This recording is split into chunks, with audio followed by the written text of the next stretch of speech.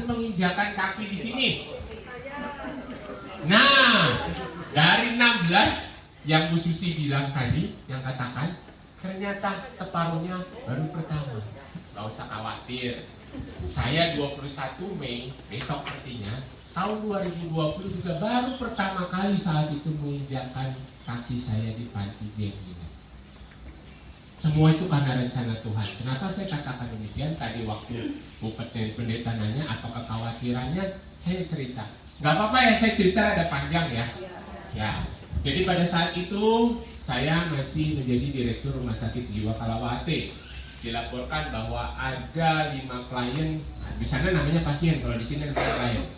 Ada 5 pasien yang sudah boleh pulang, tetapi karena tidak ada keluarganya, semua manajemen bingung saat itu. Saya dilaporkan, mau dikemanain? Pertanyaan saya sebagai direktur gampang, selama ini dikemanain? Ya kan karena sudah lama rumah sakit jiwa. Lalu mereka bilang katanya, Pak Direktur mohon izin, dulu kami titipkan di panti jompo ini, panti jompo di kilometer 18, tapi ternyata sudah tutup. Penasaran hati saya. Datang itu hari Rabu, kemudian hari Minggu saya datang ke panti ini, disambut oleh Bu Marta di depan. Langsung beliau bilang, Pak Dokter, saya sudah kenal Pak Dokter, sudah dengar. Panti ini saya mau serahkan ke dokter. Wah, terkaget-kaget saya. Kalau dapat durian runtuh enak, makan durian itu hobi saya. Ini buset, ini pekerjaan apa lagi saya bilang. Saya jadi direktur rumah sakit jiwa juga baru saya bilang. Akhirnya saya berdoa, kebetulan saya Katolik, saya berdoa di Gua Maria. Kemudian berdoa tersebut dan berunding bersama kawan-kawan bagaimana ini ada pekerjaan baru yang kebetulan panti sudah ditutup. Kasihan mereka, mau kemana? Akhirnya pertanggal 25 Juli 2020 panti ini dialihkan dari Yayasan JEM, namanya Panti JEM, ke Yayasan Panengan Asih Palangkaraya, namanya tetap Panti JEM. Kenapa Panti JEM kami tidak ganti? Satu, kami menghargai pendahulu-pendahulu. Karena 16 tahun Bu Marta, Pak Charles dan kawan-kawan, Pak Moses sudah mendirikan panti ini. Kami menghargai itu. Yang kedua, sudah dikenal di masyarakat. Cuman karena tutup, jadi kami boleh dikata meneruskan karya pelayanan yang sudah ditutup. Yang ketiga, artinya sangat bagus. Apa adulam? Siapa yang tahu? Tunjuk jari yang tahu adulam. Adulam di Perjanjian Lama diceritakan. Ketika Raja Daud dikejar oleh Saul, berlindunglah di gua Adulam. Jadi Adulam adalah artinya sangat luas, tempat perlindungan, pertahanan, harapan terakhir. Jadi tempat ini, panti ini adalah menjadi harapan bagi klien-klien ODGJ yang terlantar dan terlupakan. Oleh karena itu, panti kami tidak rubah namanya, tetap adalah Panti Join Adulam Ministry. Nah, itu kisah tentang JEM.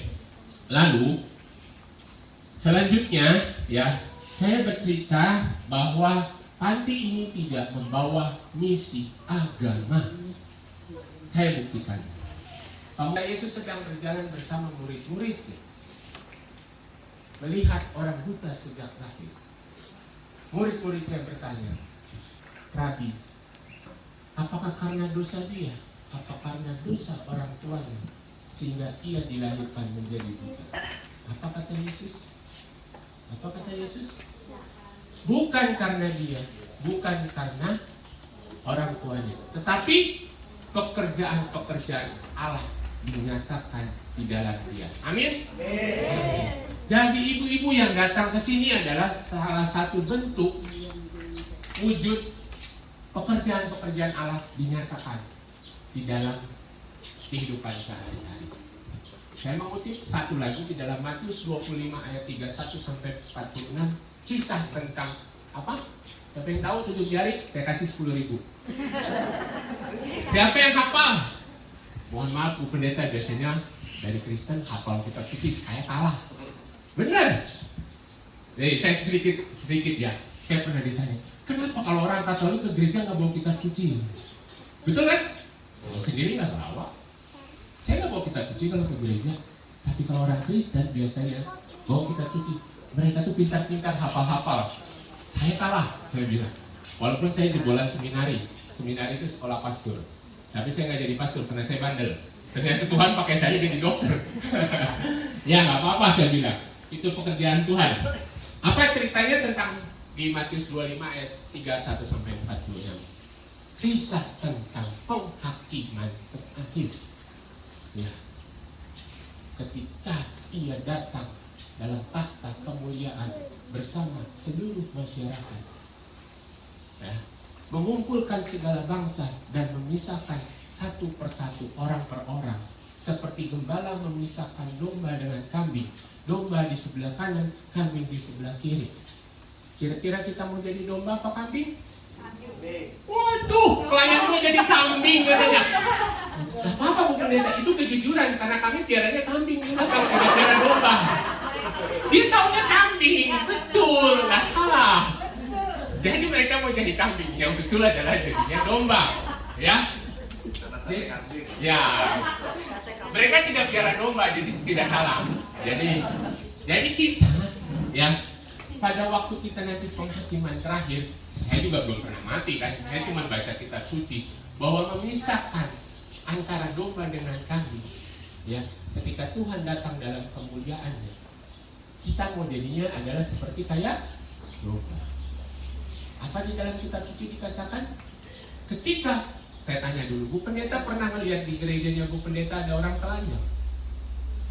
Pernah orang sampai, Bu Pendeta saya lapar sekali, saya ke gereja sini. Pernah? Sampai kelaparan? Nggak pernah? Nggak pernah. Nah, disinilah tempat. Ketika lapar, kamu memberi aku. Ketika aku haus, kamu memberi aku minum. Ya.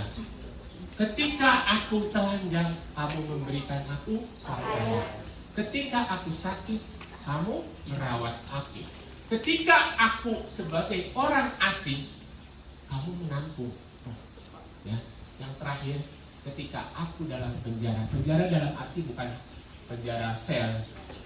Orang gangguan jiwa yang terkukung di dalam isolasi ini dikonotasikan sebagai suatu penjara. Engkau mengunjungi aku. Ibu-ibu yang luar biasa yang sudah berkunjung ke sini, ya, ibu-ibu SPPR yang sudah datang mengunjungi orang-orang yang boleh dikata di dalam keterisolasian bisa datang ke sini, mau datang ke sini, sangat luar biasa. Ya. Nah, jadi kebetulan saya pembina yayasan ini, sekaligus mendirikan yayasan ini. Kemudian Pak Edi sebagai ketua, Bu Maya mohon izin lagi di Jakarta. Sekali lagi mengucapkan terima kasih atas perhatiannya semuanya yang sudah diberikan. Tadi saya dikatakan, apa dokter sukanya? Belum saya jawab. Nah, sukanya adalah bagaimana membuat mereka bisa kembali ke tengah masyarakat. Itu kesukaan saya. Apa keberhasilan orang dilakukan rehabilitasi? Satu adalah dia sudah bisa mandiri. Yang dulunya mohon maaf di pinggir jalan tidak pernah sikat gigi, tidak pernah ganti baju, tidak pernah mandi, sekarang bisa mandi. Yang kedua, produktif. Produktif itu jangan membandingkan hasil bikin kuenya ibu dengan mereka. Ya, produktif artinya mereka bisa menghasilkan sesuatu, bisa ngepel, bisa bikin kue, masakan. Yang terakhir yang susah. Makanya saya bilang sukanya, yang paling saya suka itu kembali ke tengah keluarga dan masyarakat. Ini yang paling penting dan paling susah. Ya, kalau ibu-ibu lihat di sini, kok ini kayak orang sudah normal, kok masih di sini, ngapain? Nah ini yang ketiga, ini yang susah. Mengembalikan mereka ke tengah keluarga dan masyarakat. Rumah saya pernah di demo satu RT datang. Waktu saya menjadi direktur rumah sakit jiwa. Gara-gara ada pasien gangguan jiwa yang kebetulan dirawat di rumah sakit jiwa, rumahnya dibakar. Yang membakar dia sendiri. Lalu dengan keberanian saya mengumpulkan dana, mau membangunkan lagi rumah tersebut karena ibunya memohon, dokter bisalah bangunkan rumah buat kami lagi untuk berlindung. Akhirnya saya mau membangunkan, material itu sudah ditaruh di situ, sudah ditumpuk di situ kayu-kayu. Rumah saya didatangkan banyak benar orang. Mereka memprotes, Pak Dokter tidak boleh membangunkan rumah itu di situ lagi yang dibakar. Kami semua pada khawatir. Segitu stigma di masyarakat terhadap orang gangguan jiwa. Akhirnya kami batalkan membangun di situ, kami cari tempat lain yang boleh dikata tempat yang rada jauh. Dan akhirnya baru bisa dibangun rumah tersebut. Dan itu adik kakak gangguan jiwa. Di sini juga jangan salah, ada ibu dengan anak, bapak dengan anak yang sakit gangguan jiwa. Tapi mereka sekarang sudah bagus dan bahagia. Nah, yang susahnya tadi saya bilang adalah mengembalikan mereka ke tengah keluarga dan masyarakat. Ya, kita beruntung, ya, masih bisa membantu orang lain yang membutuhkan. Nah, saya panggil satu lagi klien. Iya, yang dulunya mereka sebagian adalah mereka ini di pinggir jalan. Mana Mia? Saya mulai berada di sini. 25-nya sudah kembali ke tengah keluarga dan masyarakat. Ya, jadi itu bukan karena kuat dan hebat saya Pak Edi, bukan, karena ibu-ibu, orang-orang yang mendukung. Kami ini tidak ada artinya kalau tidak ada orang yang mendukung. Sampai orang bilang, dokter, pernah saya ditanya, dokter kebanyakan duit lah ngurusin panti itu kan mereka tidak menghasilkan apa-apa, duit dari mana? Gak usah khawatir, Tuhan Allah yang mengatur segalanya. Ya. Saya tidak jadi direktur di rumah sakit jiwa, tidak jadi wadir. Saya pikir panti ini akan tersiap-siap, ternyata tidak. Banyak Tuhan mengirimkan orang-orang baik ke sini, ya, melalui uluran tangan orang-orang yang tadinya saya tidak kenal. Benar, saya tidak kenal. Ini hari Selasa, ada seorang pendeta minta waktu dengan saya, dokter saya mau pelayanan di situ. Saya jujur Bu Pendeta, belum pernah ketemu dengan pendeta itu. Jujur saya belum pernah ketemu. Mungkin dia sudah pernah lihat saya, tetapi saya belum pernah jumpa dengan dia. Tapi dia bilang saya punya kasih dan saya mau jemaat saya ke sini. Jadi hari Selasa besok mereka akan ibadah di sini juga jam 11. Ya. Kemarin teman-teman dari Muslim pun buka puasa di sini. Grup-grup jumba segala macam. Besok ada lagi grup jumba, mereka ke sini grup yang lain. Jadi di sini ini lintas agama, lintas suku, lintas profesi, segala macam profesi yang hobinya Udias mungkin sukanya jumba, ajak teman-teman jumba di sini. Kalau ini pakai bendera GKE Pangarina, besok pakai grup jumba, ya kan? Bisa datang ke sini lagi. Teman-teman yang lain mungkin dari bank, dari kita ke sana saja karena di dalam rezeki yang kita dititipkan oleh Tuhan ada rezeki buat orang lain. Mereka tidak bisa membalas secara materi, tetapi percayalah ibu-ibu, tiap malam mereka berdoa untuk kita. Amin. Amin. Selamat Paskah, jangan lupa selamat kenaikan Tuhan Yesus. Tuhan Yesus naiknya di daerah mana sih? Ayo. Ais. Di Betania, baca Lukas. Ya, Injil Lukas ditulis di situ. Ketika Yesus bersama murid-muridnya, kemudian beliau terangkat ke surga di Betania. Setelah memberkati murid-muridnya, kembali ke Yerusalem. Ya, jadi iman kita sebagai orang Kristen, saya pun kalau Yesus tidak bangkit, saya tidak percaya. Karena Yesus bangkit, saya percaya. Beliau juga naik ke surga.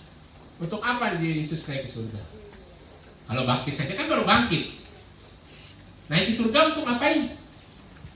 Datang kembali untuk menyiapkan tempat bagi kita semua. Amin. Amin. Akhir kata saya ucapkan sekali lagi terima kasih atas doa, perhatian, bantuan yang ibu-ibu dari SPPer GKI Pangarina yang sudah datang berkunjung ke sini ibadah, menghibur dan lain-lain.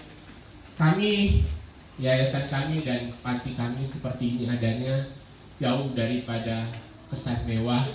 Mereka tidak pernah yang namanya makan Pizza Hut, tapi kami bisa memberikan mereka makan 3 kali sehari. Kami tidak bisa memberikan mereka baju pakai dasi, tetapi mereka punya baju yang layak. Kalau ibu-ibu noleh sedikit ke belakang, yang di depan melihat ke depan, lihat kenapa kliennya beda kok bajunya. Lihat beda kan? Yang satu adalah tulisan Pantijen, yang satu budi luhur. Kenapa? Karena dulu ceritanya yang biru itu adalah disumbang oleh salah satu pegawai bank Kalteng. Tapi karena jumlah kliennya terlampau banyak, nggak cukup, kami dapat bantuan dari Budi Luhur Kementerian Sosial Banjarbaru. Akhirnya kita bikin kesepakatan, yang cewek pakai yang hijau muda, yang laki-laki pakai yang biru. Sebenarnya mereka mau juga yang seragam, tapi karena keberadaan kami di sini, ya sudahlah. Karena dulu jumlah kliennya tidak sebanyak ini, sekarang sudah sangat banyak, dan mohon maaf, tingkat kerusakan baju bagi mereka tinggi sekali. Ya, kadang-kadang ada yang suka jahil, ngerobek-ngerobek. Jangan membandingin sapu, kok di tempat saya di rumah beli sapu satu bisa kepake 3 bulan, di sini cuma sebulan. Mereka banyak yang jahil soalnya, suka nyambut-nyambutin, nyapunya salah. Ya itulah keberadaan yang di sini. Ya, jadi sekali lagi saya mengucapkan terima kasih. Mohon maaf jika ada hal-hal yang saya sampaikan kurang berkenan. Selamat Paskah, salam hormat buat keluarga di rumah, dan jangan sungkan untuk datang ke sini. Biasanya kami ke sini setiap minggu sore, tapi untuk minggu besok karena ada kegiatan jam 11, kami datang jam 11 pagi, sorenya kami tidak di sini. Ya. Tuhan memberkati kita semua. Amin.